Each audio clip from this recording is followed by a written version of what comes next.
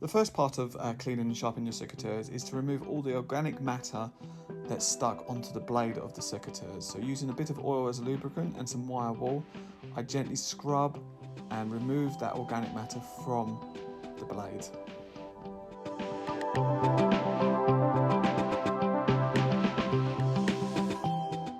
Now everybody has a slightly different technique on how they sharpen their blade, but important is that you're consistent with your technique to ensure that you can remain at a consistent angle across the blade so you have a uniform cutting edge.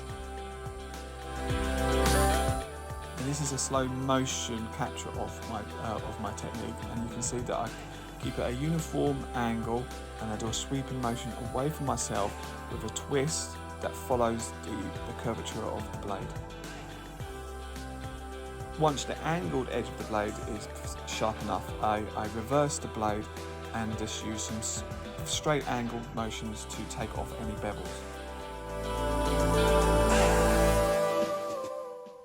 With the blade clean and sharpened, it's important to remove any organic matter from the other end of the secateurs, because this is a cutting surface that needs to also to be as sharp and clean as possible.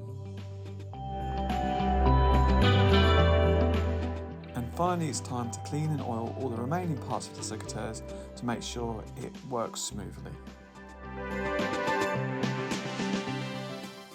And now with everything clean, it's a simple matter of assembling the secateurs.